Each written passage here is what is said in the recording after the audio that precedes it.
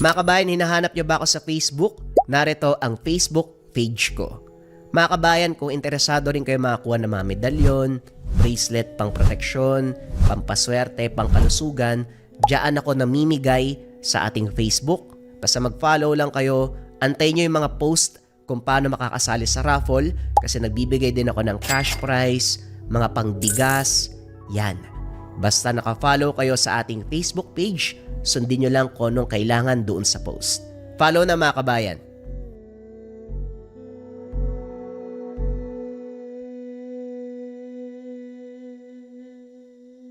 Ang kwentong ito ay hango sa totoong buhay. Mula ito sa isa nating kabayan na itago na lamang natin sa pangalang Annalisa. Taong 1984, Samar. Lumaki sa piling ni Lolo Kimod itong si Annalisa. Bagaman babae, siga kung umasta, nadala sa kinalakihan na tahanan na puro kalalakihan ang kasama. Siya lang kasi ang nag-iisang babae ng pamilya. Matapos magkawatak-watak dulot ng hiwalayan ng ama't ina, napilitan ang magkapatid na makatira sa tiyuhin, tiyahin, at si Annalisa ay napunta kay Lolo Kimod. Pangingisda ang hanap buhay ng matanda. Madali ang pagsisid sa karagatan kahit sa araw na humahagupit ang bagyo. Mag-isa lang naman sana subalit kumakayod para mabuhay. Magmula nang matutong sumisid, hindi na mahiwalay sa karagatan. Saka lang natigil ng masangkot sa isang trahedya nang tumungtong sa edad na 50. Winasak ng bagyo ang bangka habang pumapalaot at 3 araw siyang palutang-lutang sa dagat. Inakala ng lahat na kamatayan na ng matanda. Subalit nagulat sila nang makita itong buhay. Maliban sa pagkabulag ng kaliwang mata, wala nang ibang pinsala. At magmula sa araw na yon, hindi na siya pumalaot uli, na para bang may nagbigay babala na wag nang umulit na pumunta sa lugar. Ano ba yan, Lolo? Niloloko mo yata ako eh. Pasisisirin sa tubig eh. Hindi nga umabot sa tuhod ko. Ano yun, baliw? Wika ni Annalisa kay Lolo Kimod. Ano gusto mo? Daling kita kagad sa malalim. Dito muna. Huwag ka masyadong kampante. Sumisid ka na. Bahala ka nga dyan, Lolo. Kung wala kang magawa, wag mo kong idamay. Ang tanda-tanda na ganyan pa umasta. Hindi po bagay. Hindi ba gusto mo gumala sa bayan para sa magaganap na baile? Bakit hindi ka sumisid ngayon? Baka sakaling payagan kita. Ay, sisid lang? Naku, walang problema, Lolo. Hanggang saan po ba? Hanggang dulo na? Kayang-kaya ko yan, oh. Magsisimula na po ako, ha. Tignan mo, ha. Sige na, lumangoy ka na. Ingatan ng ulo, baka mabagok. Natutuwa si Lolo Kimod habang pinagmamasdan ang apo. Nahirapan ito sa paglangoy dahil sa baba ng tubig, pero nagsusumikap na umusad. Pagdating sa unahan, hanggang bewang na kung kaya't tuloy-tuloy ang pagsisid. 18 taon na si Annalisa ngayon, kung kaya't naisip ni Lolo Kimod na dahan-dahan na itong turuan. Huhubugi ng dalaga para sa mas malaking gampanin. Habang pinapanood ito, hinugot mula sa bulsa ang mutya na ibinigay sa kanya ng nilalang na sumaklolo nung panahon na nasangkot sa trahedya. Konting panahon na lamang. May sasakatuparan ko na ang kailangan mo. Tis-tis muna ha. Yung gagamit nito nagsasana. Aba, Annalisa! Akala ko pa naman sumisid ka ng bata ka. Ano ginagawa mo dyan sa tabi? Mariosep pasawayo. Sumisid na ako, Lolo, ha. Nakita niyo naman po eh. Tama na yun, ang lamig-lamig ng tubig eh. Ikaw kaya yung lumangoy sa malamig na tubig. Wala pang ilang minuto naninigas na yung katawan ko eh. Ayos na po yun. Tugon ni Annalisa. Wala pang paalam na kumaripas ng takbo pa uwi. Napailing na lamang si Lolo Kimod. Pagsapit ng gabi, napansin ng matanda na panay daldal si Annalisa. Alam niya ang pakay nito. Nang uuto ang dalaga dahil nasa labas nakaabang ang mga barkada. Hindi na lamang inintay na magpaalam.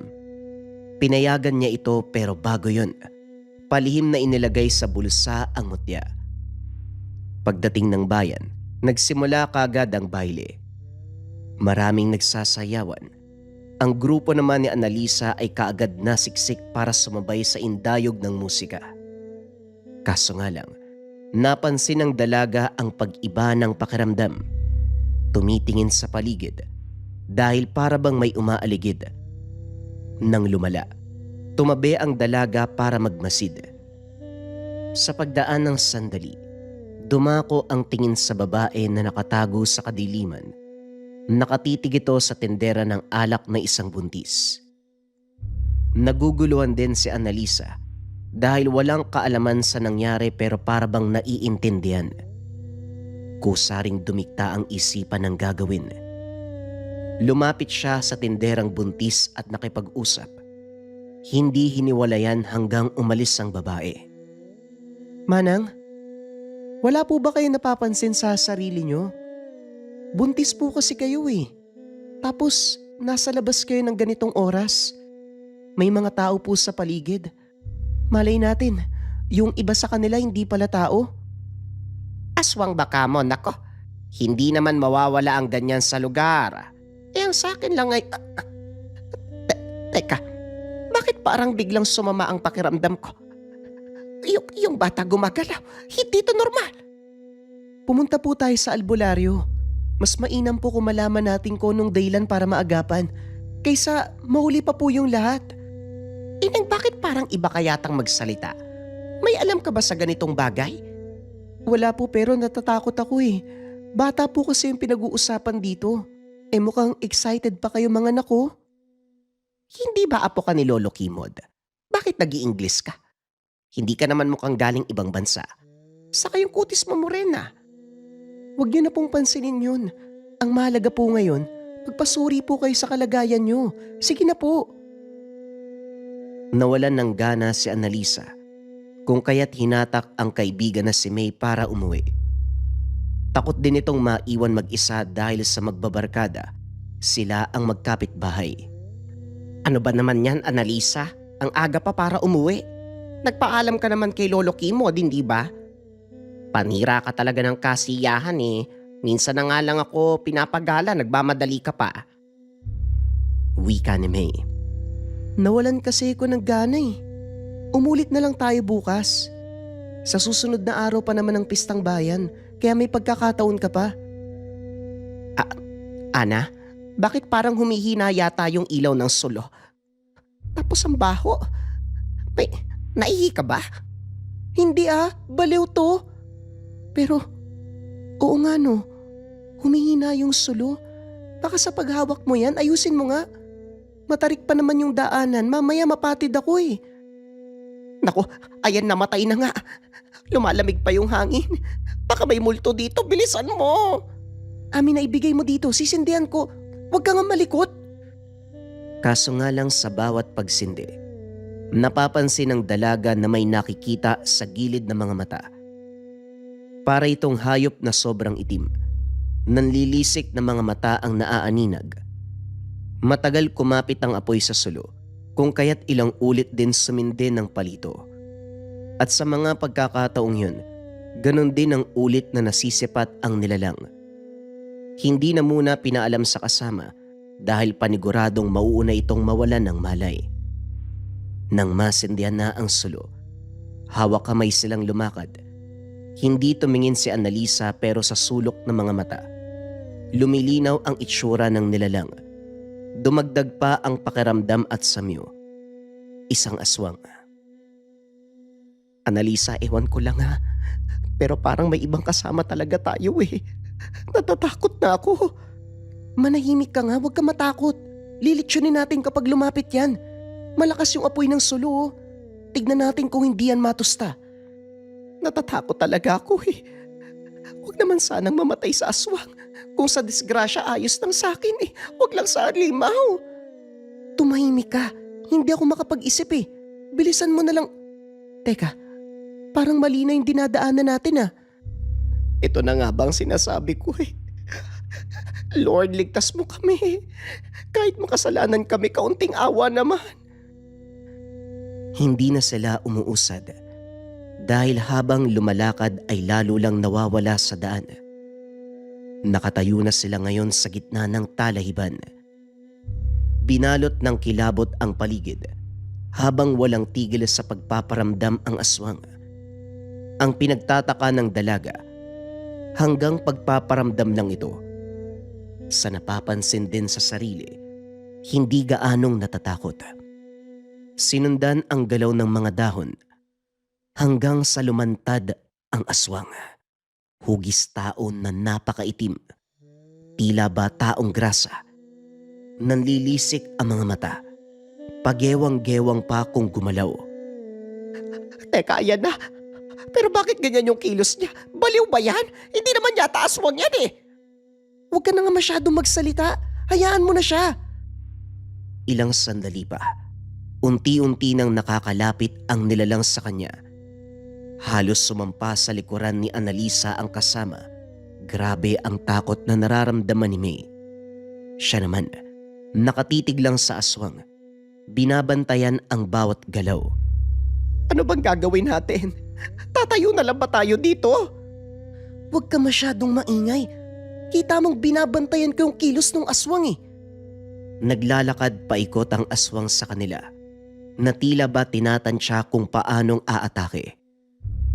Alerto si Annalisa, kahit bato lang at sulo ang hawak. Handa ding makipagtuos sa nilalang.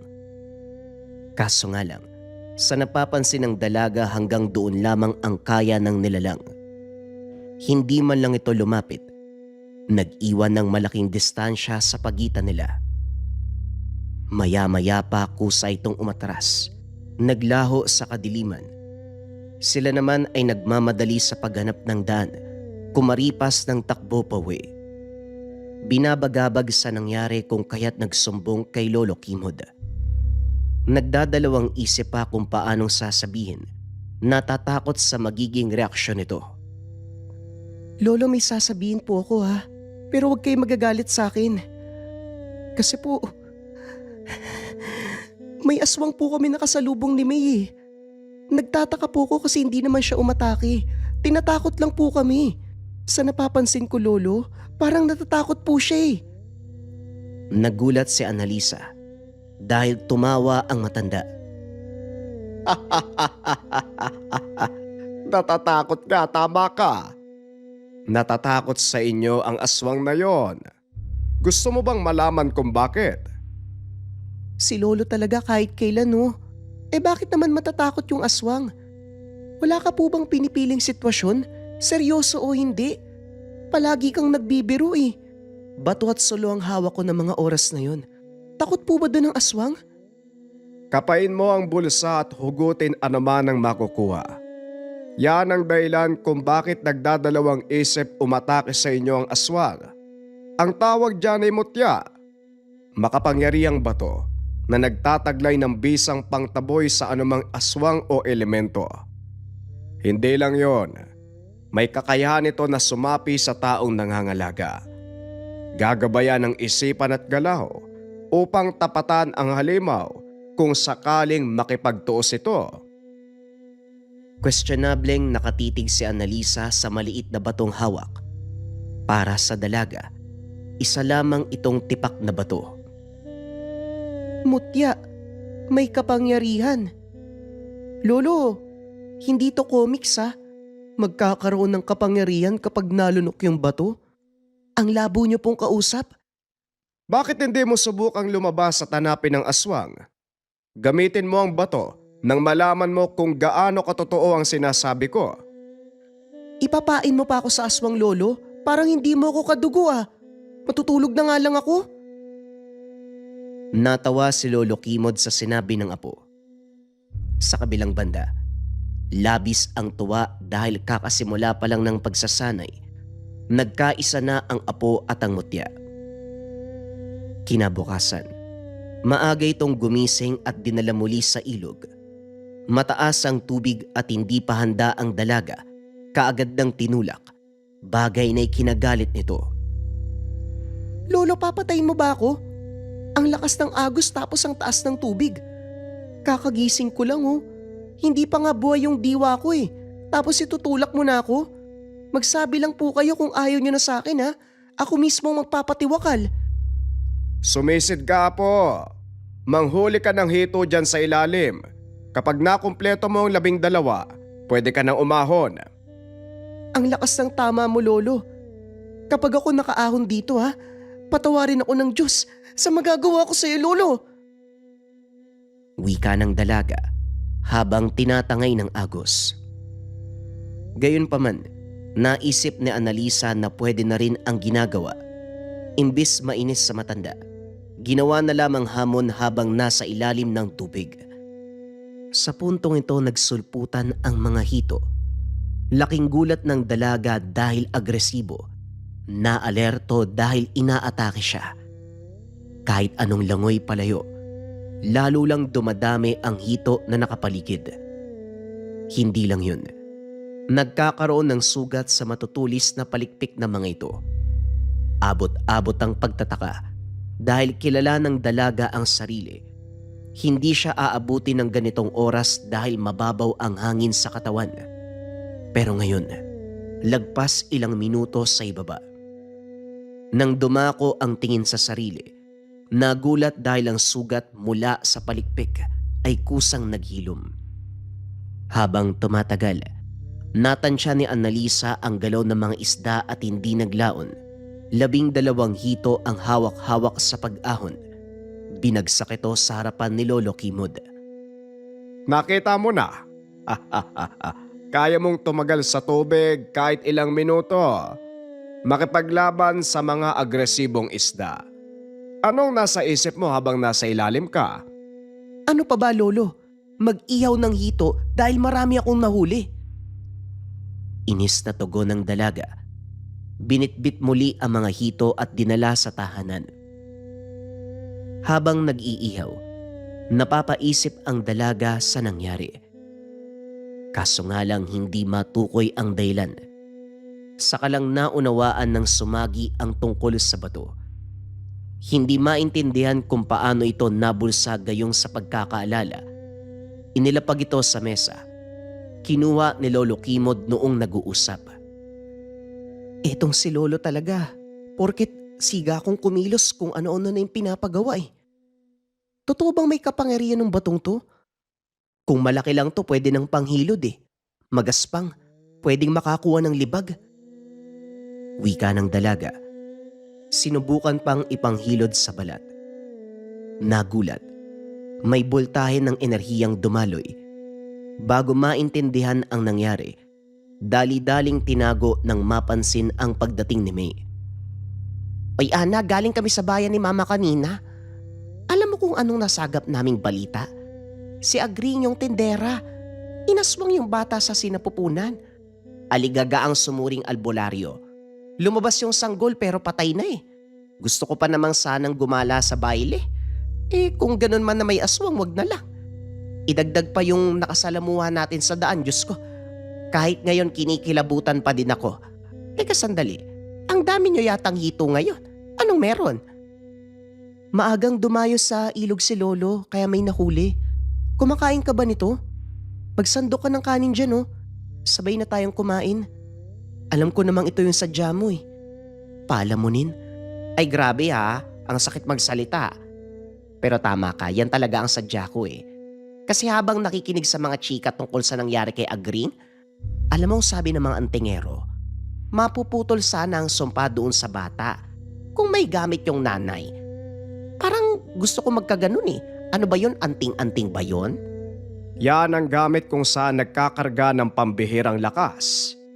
Lakas na hindi kayang ipaliwanag ng ordinaryong tao ang bisa.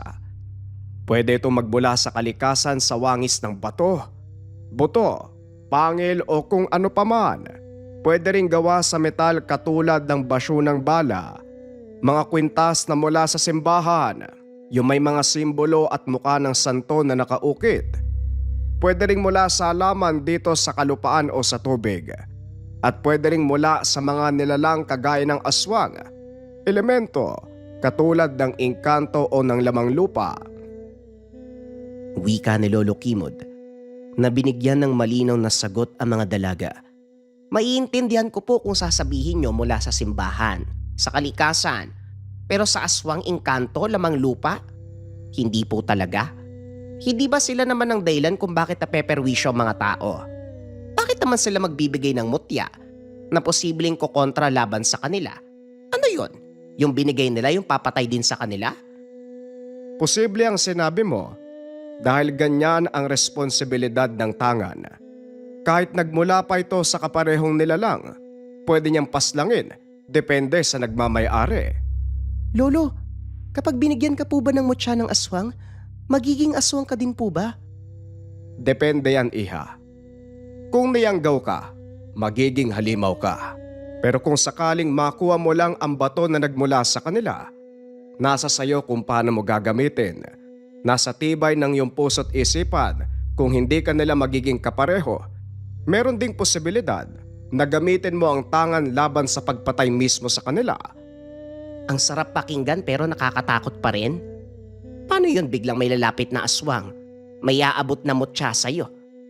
Sa ideya pa lang na may magpapakitang aswang himatay na talaga ako. Sa kabilang banda, hindi maiwasang mapaisip ni Annalisa. Kinuyom ang mutya na nakasilid sa bulsa.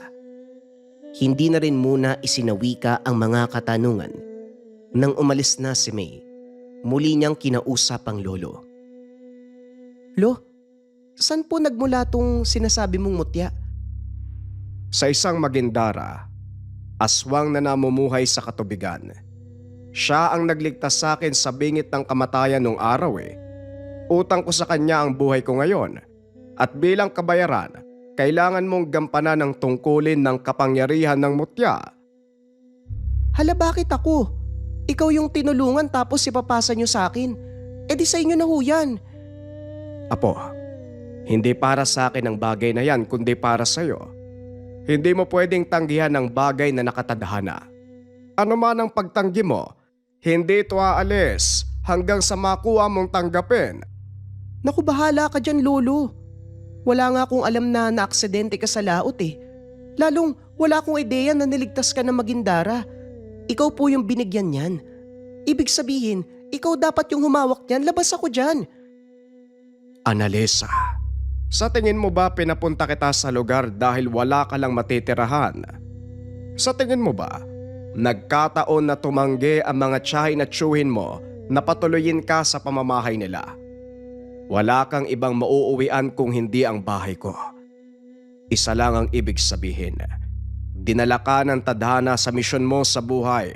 Ito ay walang iba, kundi pangalagaan ang mutya. Tapos ano, lolo? Utusan niyo ako lumabas gabi-gabi para maganap ng aswang at magamon sa kanila? Baliw lang po yung gagawa niyan Aswang hahamunin mo? Parang gusto mo na magpakamatay nun Mauunawaan mo rin ang lahat ng ito. Hindi mo kailangan magmadali, pero hindi mo matatakasan ang nakatadhana sa'yo. Napabuntong hininga si Annalisa. Kamot ulong tinalikuran si Lolo Kimod. Lumipas sa mga araw na walang ganap sa bahay. Hindi na rin siya kinulit ng matanda para sumisid sa ilog. At dahil araw ng fiesta, dumadayo ang karamihan sa bayan. Masaya at puno ng tuwa ang paligid mula sa simbahan hanggang sa mga bahay-bahay na nagpapakain sa mga bisita.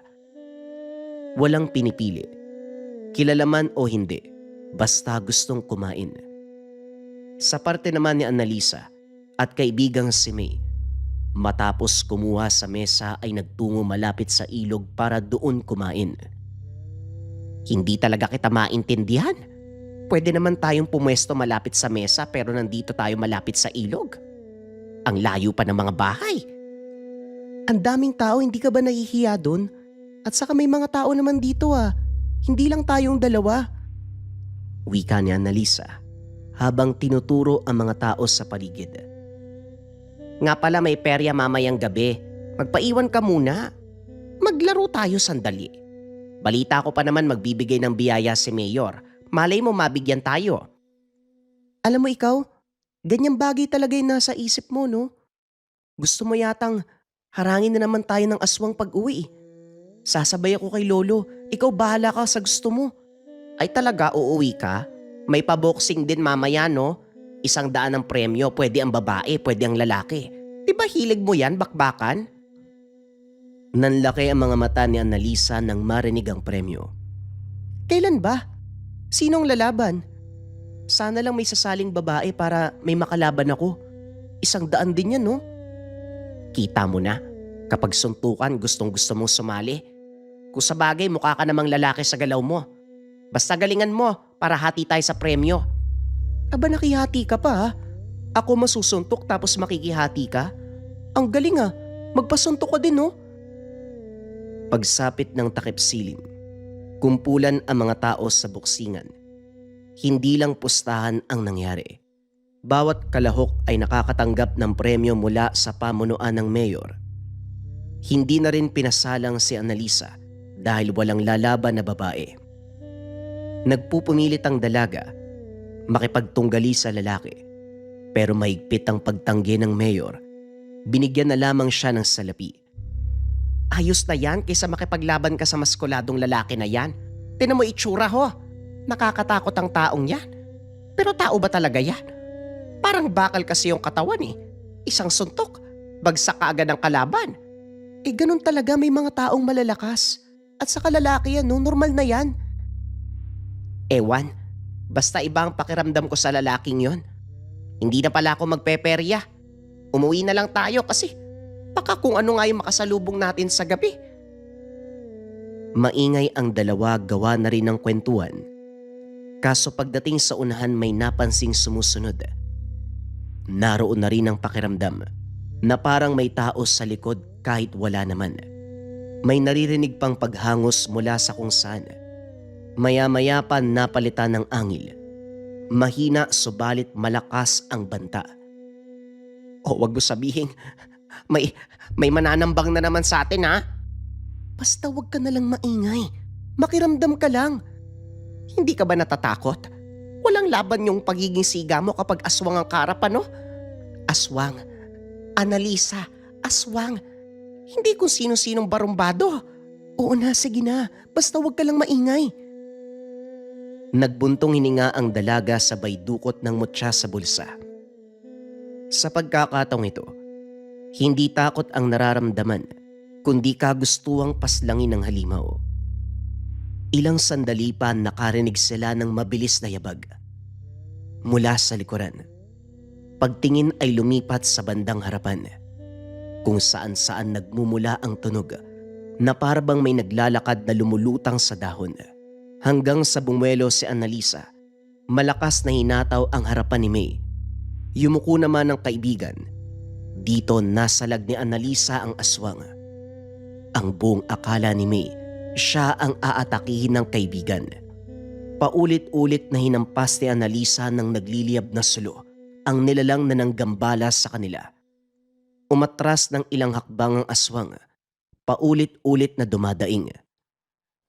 Ilang sandali pa, muli itong umatake pero mabilis na natapatan ng dalaga. Namamangha na rin dahil ang suloy na nanatiling pulido at ang apoy ay patuloy na nagliliyab. Ito lamang ang ginamit na panglaban. Makikitang nahihirapan na ang aswang. Ano nangyari sa'yo ngayon? Ang laki-laki ng pangangatawan mo. Tiklop ka sa apoy saka sa babae pa? Sige na, sumugod ka pa. Sumugod ang aswang pero ganun pa rin ang nangyari. Walang panama sa galaw ni Annalisa hanggang sa punto na kusa itong naglaho sa dilim. Habol hiningang lumingon kay May na maya-maya pa'y nawalan ng malay. Hindi maitago ni Lolo Kimod ang tuwa nang marinig ang kwento ng apo. Matapos magkamalay ni May, kinausap niya ito. Masasabi kong matindi ang nangyari. Sa kaganapang yung Annalisa, wala ka bang napagtanto? Siyempre Lolo, hindi magandang umuwi ng gabi. Hindi na po mauulit. Hindi na po ako magagala ng ganyang oras. Hindi na ako magpapadala sa sulsul ni May. Alam mong hindi yan ang tinutukoy ko, apo. Kaya mo eh. Ayaw mo lang tanggapin. Kagaya ng sinabi ko, walang nagmamadali pero sana unti-unti mo nang buksan ang puso mo para sa tungkulin. Nasisiguro ko, matutuwa ka sa pagkakaroon ng tungkulin sa lihim na karunungan. Lihim na karunungan? Sana naging lihim na lang talaga yan eh. Basta ayoko pong maging manunugis. Ayoko sa aswang. Napalaban lang po kagabi dahil wala namang pagpipilian eh. Alangan naman magpakain kami sa aswang. Hindi ka talaga marunong magsinungaling. Mahahalata sa pananalita mo eh. Hindi yan ang gusto mong sabihin. Pero hindi bale na. Mahaba pa naman ang oras. Sa sandaling gusto mo lang gampanan ng pagkakaroon ng tangan, magsabi ka lang.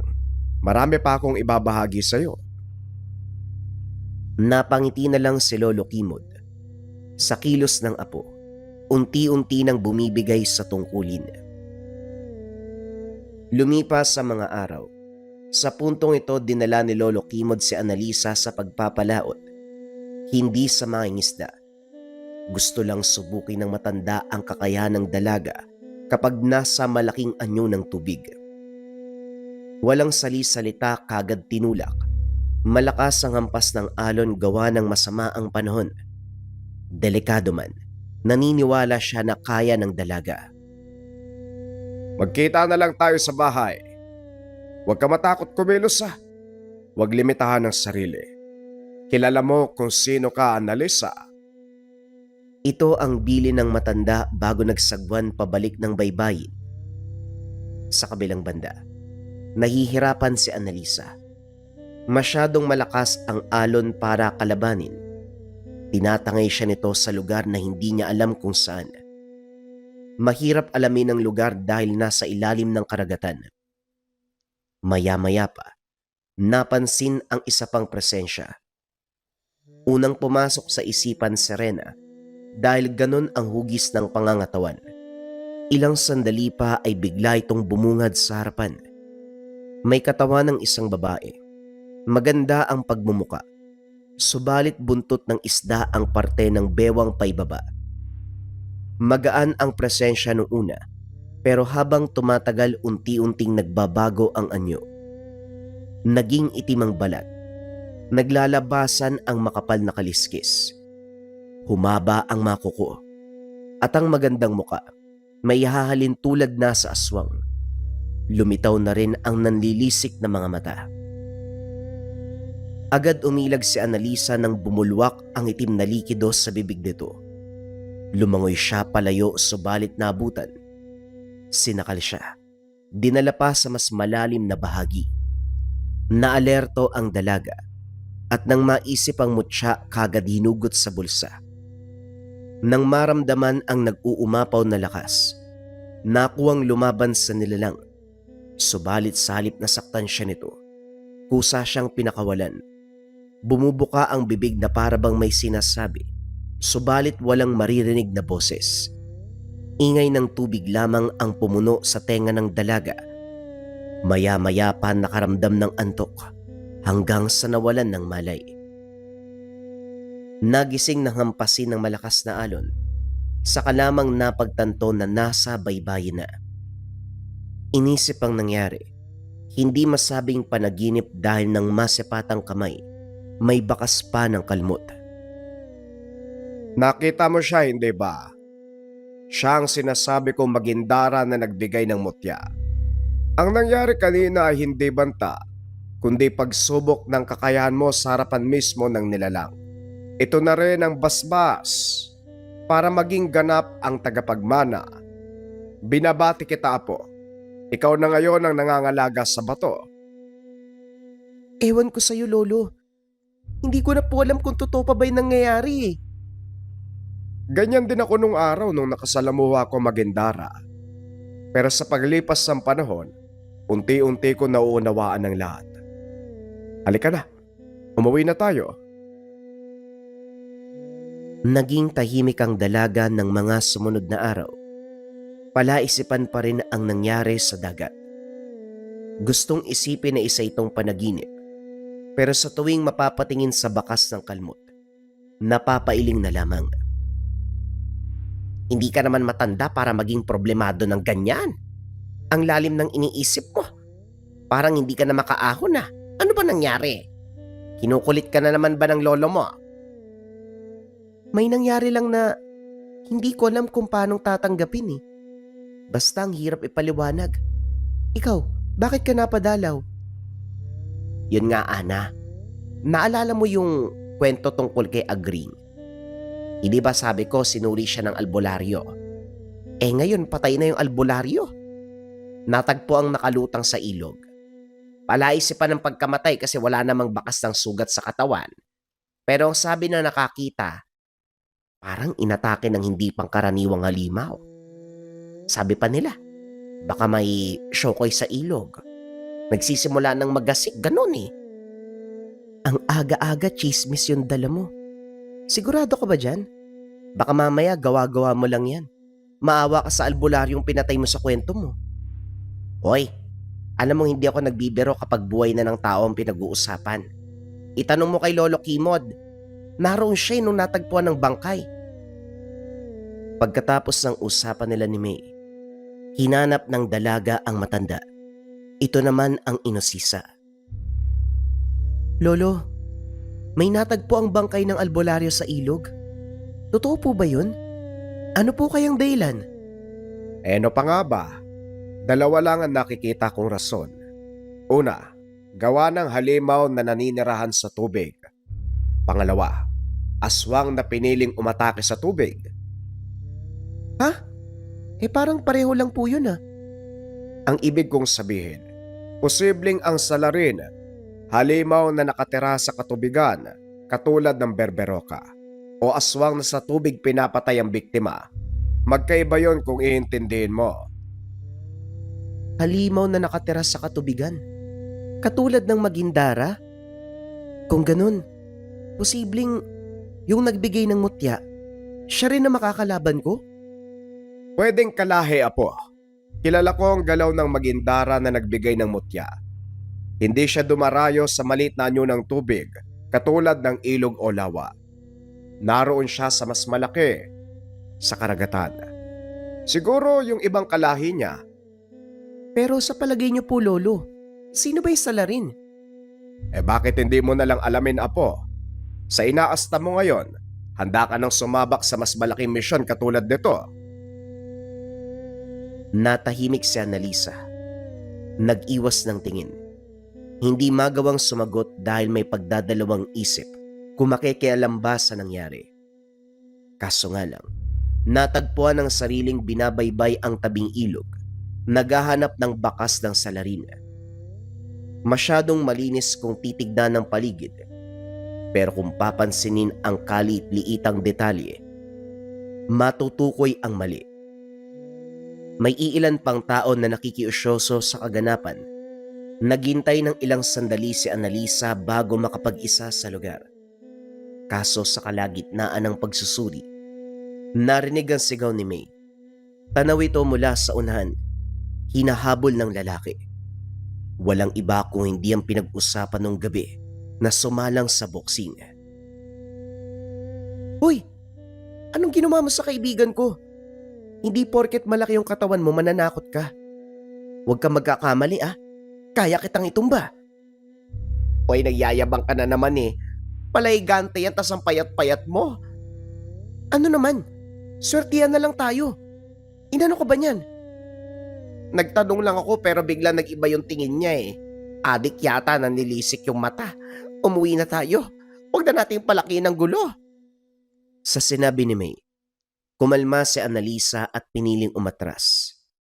Pero hindi ito nangangahulugan ng pagkaduwag. Pagkatapos ihatid ay bumalik siya sa lugar.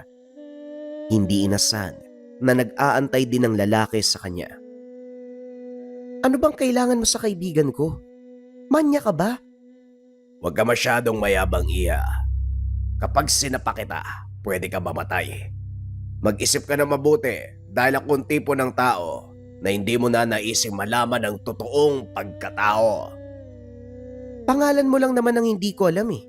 Hindi na natin kailangang alamin ang pagkatao mo dahil alam kong aswang ka. At siguro, ikaw din yung pumatay sa albularyo. Nanigas sa kinakatayuan ng lalaki. Hindi inasahan ang sinabi nito. Sino ka ba talaga? Unang kita ko sa'yo kakaiba ka. Pero hindi ko alam kung anong meron. Sinundan ko kayo sa pag-uwi. Pero masyado ka matapang. Ah, ganun. Ikaw pala yung aswang na yun, ha? Mabuti na lang umamin ka. May malalim akong dahilan para puksain ka ngayon. Yan ay kung kaya mo. Wala kang apoy ngayon. Kaya sigurado kung wala kang laban sa akin. Takot ka pala sa apoy, ha? Tama ka, wala akong dala. Pero sa ibang paraan kita tatalunin. Inihanda ng dalaga ang sarili nang makita itong nagsisimula na nagpapalit ng anyo. Nang maging ganap, lalong nadagdagan ng galit matapos makita ang bakas ng pagkasunog sa muka. Kumpirmadong ito ang aswang na nakasalamuha nung gabi. Hindi nagtagal sumugod ng sumugod. Panay ilag si Annalisa at sa napapansin, pilit siyang hinahatak patungo sa tubig. Nang makaisip ng paraan, sinadya niyang magpatianod upang malaman ang galaw ng kalaban. May kakayahan itong lumangoy at pilit siyang inilublob sa tubig habang maigpit ang pagkakasakal. Hinayaan na muna ito hanggang siya naman ang bumuelo. Dumampot ng bato, paulit-ulit na inampas direkta sa muka. Masyado ding mabilis ang galaw ng dalaga kung kaya't hirap sa pagganti ang nilalang. Umabot sa punto na naglaho ito para makaiwas. Umahon si Annalisa. Tinawag ang aswang. Duwag, hindi pa nga tayo tapos tumatakas ka na. Bumalik ka dito. Akala ko ba papatayin mo ko? Nahinto ang dalaga matapos sablutin. Dinala sa ilalim ng tubig. Sa puntong ito, labas-pasok sa tenga at bibig ang makapal na buhok. Hindi naman nagpauli. Kinuyom ang mutya. Ito ang ginamit pang sapak sa nilalang. Hindi tinigilan hanggat meron pang lakas. Hindi naglaon. Lumutang na lamang ito. Gayunpaman, gustong makasigurado ng dalaga kung kaya't dinala sa tabi. Akma na sanang wawasakin ang ulo gamit ang bato. Kaso biglang may lumitaw.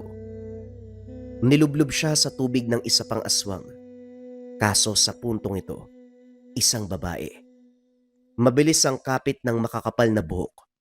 Pansamantala siyang pinigilan sa pagkilos. Maigpit ang pagkakasakal.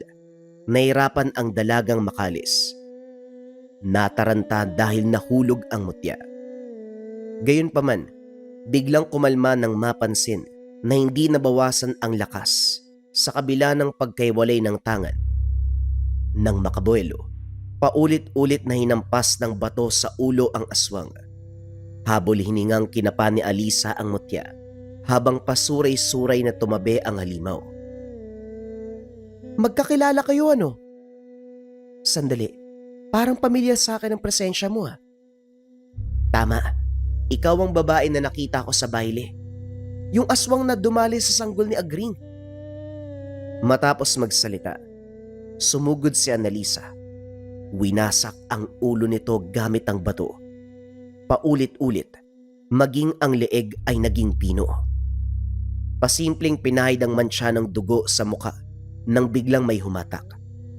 Muli, nilublob ang dalaga sa tubig. Nagtataka kung paanong nabuhay ang lalaki sa kabila ng kalagayan. Gagante na sana siya ng atake nang kusa itong kumalas. Nangisay at biglang hindi na gumalaw. Palutang-lutang na lamang sa tubig habang mabilis na tinatangay ng alon. Pinasunod niya na rin ang katawan ng babae. Napaupo sa tabi si Annalisa. Kumakabog ang dibdib at nanginginig ang kamay. Maya-maya pa lumitaw si Lolo Kimod. Nakita mo na. Aayaw-ayaw ka pa nung una Gagampanan din pala. Anong naramdaman mo ngayon sa unang sabak mo? Hindi ko alam. Hindi ko may paliwanag basta ang alam ko. Wala nang aswang sa lugar na to. Sa ngayon, oo. Pero sa susunod na mga araw, pwedeng meron na naman. Ang ipapayo ko, pulutin mo ang aral sa nangyaring laban Baunin mo para sa mga susunod na sagupaan. Eh bakit naman po may susunod pa? Hindi ba pwedeng awat na? Lolo, ang dami ko nang nakalaban oh. Kung alam nyo lang yung naramdaman ko, sobra yung takot ko eh. Tapos meron na naman. Kailanman hindi natatapos ang kasama na po. Kaya sana maging alisto ka sa oras na tawagin ka ng tungkulin mo. Isa lang naman ang gagawin eh. Siguraduhin may iligpit ang halimaw na kalaban. Yun lang. Napabuntong hininga si Annalisa. Hindi lubos maisip ang sinabi ni Lolo Kimod. Wala siyang binigay na sagot. Sa kanya lang. Nagdasal sa ngalan ng Magindara na kung mangyari man ay hindi siya pabayaan. Ngunit sa lumipas na mga panahon, unti-unti na ring kusang tinanggap ng dalaga ang tungkulin. Naway, bukal sa puso't isipan ang bawat galaw. Sa tuwing gabi, nagbabantay siya sa paligid ng laot, lumilibot sa buong baryo upang tignan kung may mga nilalang na nagmamanman at handang umatake sa mga tao sa baryo. Minahal ni Annalisa ang tubig dahil sa tuwing napapadigit siya sa karagatan, lumalakas ang kanyang pakiramdam, lumalakas ang kanyang tangan. Malaki man ang pagbabago sa pagkatao ni Annalisa, natutuwa ang dalaga. Hindi na siya simpleng babae na maganda. Isa siyang tao na merong tungkulin na ginagampanan sa araw-araw. Gamitin ang kapangyarihang mutya upang protektahan ang mga nangangailangan. May mga pagkakataon ba na pakiramdam mo kabayan, napapagod ka kahit wala ka namang ginagawa? Or yung tipong kumpleto naman yung tulog mo, pero pagkagising mo sobrang bigat pa rin ang pakiramdam. Parang may mabigat na enerhiya na umihila sa tahanan, may mabigat na enerhiya sa paligid. Sa negosyo, kwarto, sala, o kung saan ka madalas tumatambay kabayan. Hindi lahat ng dumi kabayan nakikita ng pisikal na mata. Hindi dapat malinis lang ang pisikal na espasyo, hanggang espiritual dapat kiniklens yan. Ang insenso candle for cleansing mula sa Lika Merchandise ay espesyal na kandila na ginawa upang magbigay ng liwanag sa espasyo na ating ginagalawan. Insenso candle for cleansing, pang-cleanse ng lugar, pang-taboy ng negative energy para maganda ang pasok ng swerte at iwas sakit na bunga ng negative energy. Sa isang sindilang kabayan, gumagaan ang kapaligiran, lumilinis ang espasyo, nagiging mahimbing ang pagtulog sa gabi. Ito ay mainam na gamitin pang-cleanse na mga lugar kung saan natin nararamdaman ang negatibong enerhiya. Kung interesado ka kabayan, kailangan lang tong sindihan sa umaga at gabi. May yellow basket dito sa baba or pwede mong i-visit ang shop ng Lika Merchandise Incenso Candle for Cleansing.